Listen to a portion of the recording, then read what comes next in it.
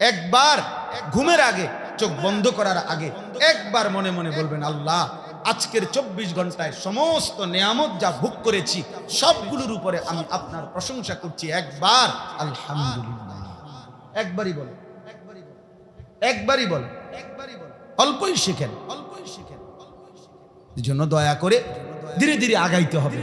মাকসাদ হলো দ্বীন শেখা, মাকসাদ হলো আখিরাত শেখা, মাকসাদ হলো নিজের কবর হাসর পরকালকে সুন্দর করা। আল্লাহ তাআলা আমাদেরকে তৌফিক দান করে, আল্লাহ তাআলা আমাদেরকে কবুল করে। জরুরি, আমি বললাম একটা জরুরি বিষয়। অনেক মানুষ আছে মাশাআল্লাহ ধর্মপ্রাণ মানুষ, এমনি মনে করে আমি আল্লাহ খোদা মানি, নামাজ রোজা করি, দেখতে শুনতে ভালো মনে হয় যে মাশাআল্লাহ দিনদার, কিন্তু আপনার সূরা অশুদ্ধ। আপনি কিসের দিনদার? আপনার আত্তাহিয়াতু অশুদ্ধ, আপনি ঠিক মতো ওযুর সুন্নাত জানেন না, এমনি আপনি ওযু করছেন না আপনার মন মতো। তো আমরা তো মনে না করছি আপনি দিনদার, কিন্তু আপনার নামাজ তো বুঝি না, তো আমি কিসের দিনদার? বুঝেন নাই আমার কথা? আপনার গোসল তো হয় নাই, তো আপনি না আমি না বুঝি আপনি মসজিদে একেবারে সামনের কাতারে পারলে ইমাম সাহেবের সামনে দাঁড়াইছেন, এটা তো বুঝলাম। কিন্তু আপনি না ভাবছেন, মানুষে না মনে করছে, কিন্তু আপনার তো গোসল ফরজ হয় নাই, আপনার তো আত্তাহিয়াতু হয় নাই, দুরূদ শরীফ হয় নাই, দোয়ায়ে মাসুরা হয় নাই। তাহলে একটা পৃষ্ঠার মধ্যে 2 রাকাত নামাজের মধ্যে যদি 50টা ভুলে হয় তো নম্বর পাইবেন কত? আমার উস্তাদ আল্লামা হারুন আল মাদানী হুজুর একবার বলছিল যে ছাত্রের খাতা কাটছে, হুজুরের সিদ্ধান্ত নিছে যে একটা ভুল হইলে লাল কালি দাগ দিয়া কাটছে ছাত্রের খাতা, তো সিদ্ধান্ত নিছে যে একটি ভুল হলে 2 নাম্বার করে কাটবে। তো হুজুরে বলছে কয়েকটা ছাত্রের খাতা কাটার পরে লাল কালি দিয়ে দিয়ে যে কাটছি ভুল, সব শেষে এবারে গুনছি, গুনার পরে তো প্রতি ভুলে 2 নাম্বার কাটা যাবে। এর পরে গুইনা দেখি আমি ছাত্রের কাছে আরো 24 নাম্বার পাই। বুঝেন নাই? মানে হইলো মোট 62টা ভুল, তো 50টা ভুলের কারণে 100 নাম্বার তো গেছে গা, তো আরো 12টা ভুল বাকি রয়েছে না, তো আরো 12 দুগুণে 24 হুজুরে সাত থেকে পায়। এখন বলে তুমি নম্বর পাইবা কই, তোমার থেকে আরো হুজুর পায়। শেষে তো ফেরেশতা হিসাব করে বলবে আল্লাহ আমি হেবড়ার থেকে আরো পাই। ওনার 2 রাকাত নামাজের নেকি দেমু কি, যে আমারে যে ন্যূনতম হিসাব দিছেন ভুল কাটবা, এইটা দিয়া সারা কাইটা আমি আরো পাই। হ্যাঁ, এটা জরুরি। নিজেকে আলহামদুলিল্লাহ, আপনারা যারা মজলিসে আসেন আপনারা নিজেকে মনে করেন আপনি দিনদার, ভালো মানুষ, আল্লাহর দিকে আসছেন, আখিরাতের দিকে আসছেন, ওযু নামাজ করেন মাশাআল্লাহ। তো সেক্ষেত্রে আপনাদের গাফলতি তো ঠিক, আপনি ওযু ঠিক করবেন, নামাজ ঠিক করবেন, সূরা কেরাত ধীরে ধীরে করবেন, 3 মাসে ঠিক করেন, 6 মাসে ঠিক করেন। আমার খুলনার হযরত, আমি হযরতকে একবার বলছিলাম যে হযরত আমার কোরআন শরীফ ধারাবাহিক তেলাওয়াত করতে কষ্ট হয়, খতম শেষ করতে পারি না। বলছে মাওলানা না, খতমের নিয়তে তেলাওয়াত করবেন, প্রয়োজনে 1 পৃষ্ঠা পড়বেন, আধা পৃষ্ঠা পড়বেন, 2 পৃষ্ঠা পড়বেন, কিন্তু আগাইতে থাকবেন সামনে।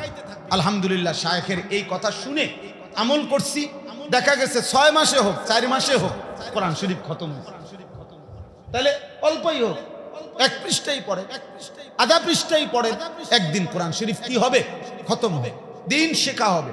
আপনি পারবেন, শুরু করেন আপনি সুবহানাকাল্লাহুম্মা থেকে, আপনি শুরু করেন আল্লাহু আকবার, আমার এটা আমি ঠিক করলাম, তো এবার এরপরে সুবহানাকাল্লাহুম্মা ওয়া বিহামদিকা, এবার এটা শুরু করে একটা একটা শব্দ, যে আজকে শুধু আমি সুবহানাকাল্লাহুম্মা সুবহানাকাল্লাহুম্মা, এটাই শিখেন। 3 দিন এটা শিখেন, 1 সপ্তাহ এটা ঠিক করে, 1 দিন, 1 বছর পরে হলেও দেখবেন আপনার 2 রাকাত নামাজ শতভাগ শুদ্ধ হয়ে গেছে। আর নয়তো 30 বছর ভুলে থেকে যাবে, ভুলেই থেকে যাবে। আল্লাহ আমাদেরকে বুঝার তৌফিক দান করেন। এটা জরুরি বিষয়, জরুরি বিষয়, জরুরি বিষয়। 2 ইলম প্রত্যেকের জন্য ফরজে আইন, 2টি জিনিস শেখা। 1, যেই আমল সকলেই করতে হয় ওই আমলের ইলম অর্জন করা, মাসআলা জানা সবার জন্য ফরজ। নামাজ পড়তে হয় মুসলমানদের মধ্যে কয়জনকে বলে?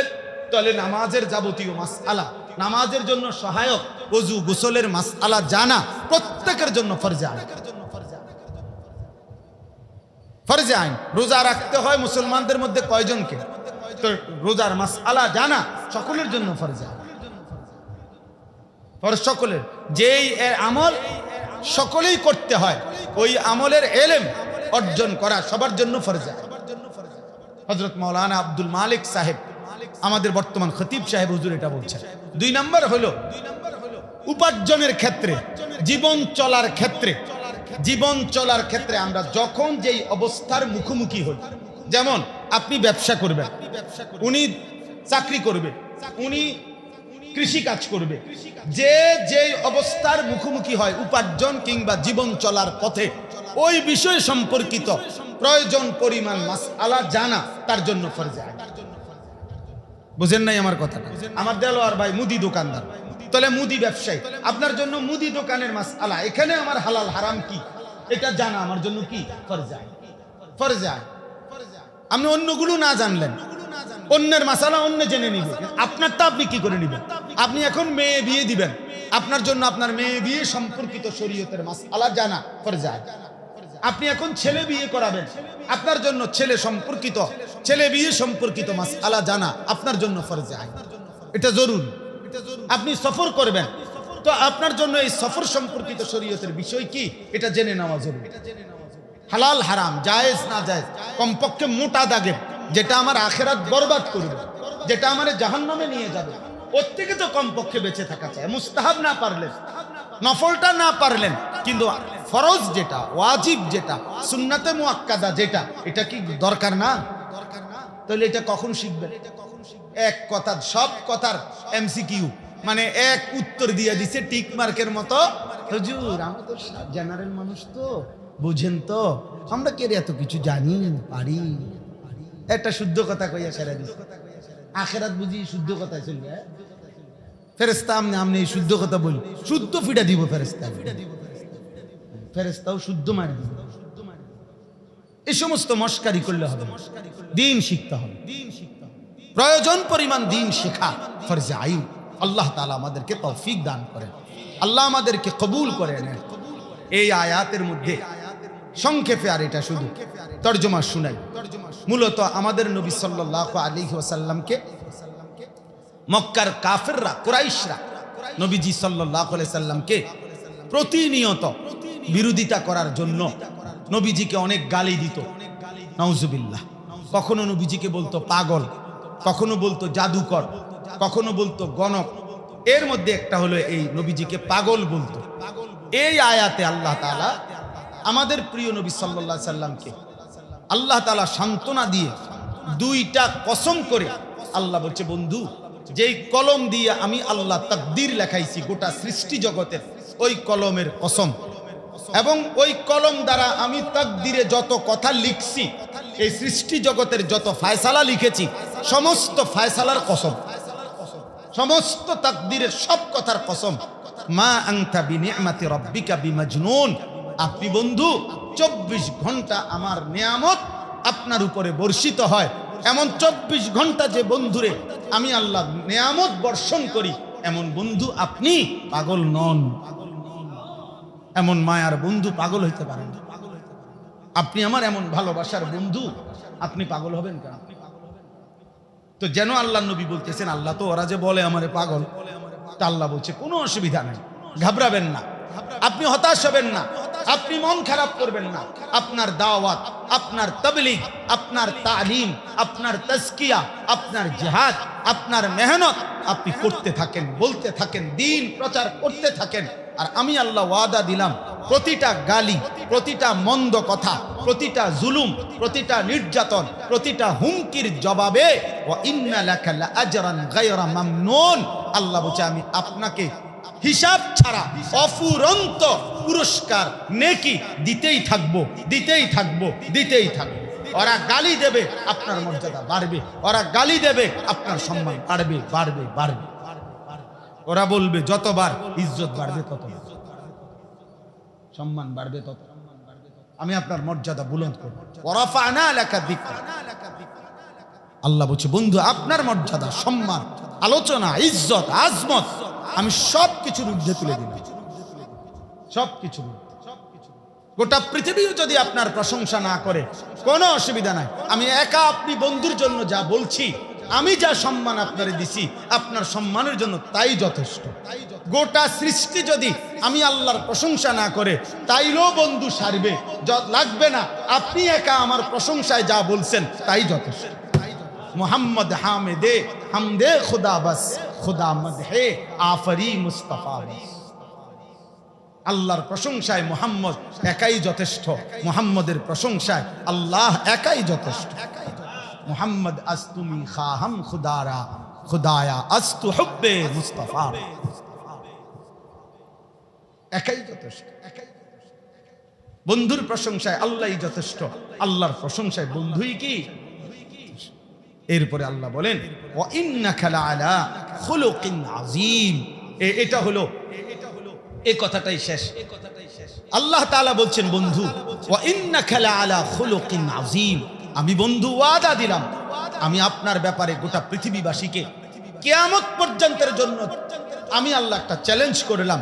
ওরা আপনারে পাগল বলে, গণক বলে, জাদুকর বলে, নির্বোধ বলে, বেওকুফ বলে, সব কিছুর জবাবে আমি আল্লাহ বললাম এই কায়নাতের গোটা সৃষ্টির সমস্ত উত্তম গুণ, শ্রেষ্ঠ চরিত্র, উত্তম আখলাক, সর্বশ্রেষ্ঠ মহান গুণাবলী, চরিত্রে, চেহারায়, আখলাকে, রূপে, গুণে, সব রূপে, সব গুণে, সব আঙ্গিকে আমি আল্লাহ সর্বশ্রেষ্ঠ সুমহান উত্তম চরিত্র দিয়ে, আখলাক দিয়ে, জীবন দিয়ে আমি আল্লাহ নিজ হাতে আপনাকে সাজিয়ে দিলাম।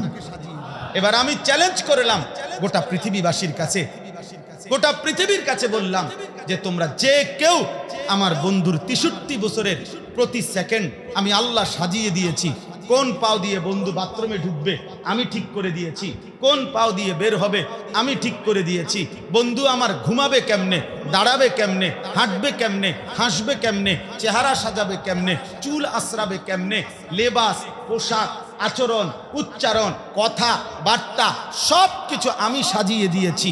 লাআলা খুলুকিন আযীম, সর্বশ্রেষ্ঠ। অতএব পৃথিবীবাসীকে বলেন 63 বছর আমি আল্লাহ চ্যালেঞ্জ করলাম আমার বন্ধুর 63 বছরের 1 সেকেন্ডের উপরে পৃথিবীর কেউ একটা লাল কালির দাগ বসাক। একটা সেকেন্ড, একটা নিঃশ্বাসের উপরে বলেন একটা দাগ বসাই, যে মুহাম্মদের এই আচরণটা, এই সেকেন্ডের এই আচরণটি সুন্দর হয় না। অথচ এই পৃথিবীতে আর কেউ এমন হবে না। কোন মানুষ যদি সিদ্ধান্ত নেয় কারো বিরোধিতা করা, আমি যদি সিদ্ধান্ত নেই আপনার বিরোধিতা করা, তাহলে আপনি প্রত্যেক কথায় দোষ দিতে পারবেন। মিয়া এমনি চাইয়া রয়েছেন, এটা একটা কথা হইল। এবার উনি মাথা নোয়ায় রাখছে, মাথা একটা নিচের দিকে হালাই দিচ্ছেন। মিয়া ও মা কি এবার চাইছে আর কয় আপনি চাইয়া রয়েছেন, মাথা নিচের দিকে দিচ্ছে আর মাথা নিচের দিকে। এবার একটু সইরা বসে, এত লড়েন সরেন কেন, সোজা নয়। এবার সোজা হইয়া বসে রয়েছে, এবার বলছে একেবারে কি তারের মতো সোজা, দেখি মেশিন নি। এই যে আরে বাবা কোনো কিছুতে আর কি নাই, শান্তি নেই। তাহলে দুনিয়া কাউ যদি সিদ্ধান্ত নেয় কারো বিরোধিতা করবে, তাইলে সে কদম কদম কি করতে পারবে। তো আল্লাহ বলছে তোরা বেটা সিদ্ধান্ত নে আমার বন্ধুর বিরোধিতা করবি, এই সিদ্ধান্ত নিয়ে 63 বছরের ভিতরে একটা লাল কালির দাগ বসা। এই হাসিটা সুন্দর হয় নাই, এই কথাটা সুন্দর হয় নাই, এই খাবারটা সুন্দর হয় না। আল্লাহ আমাদেরকে হেফাজত করেন।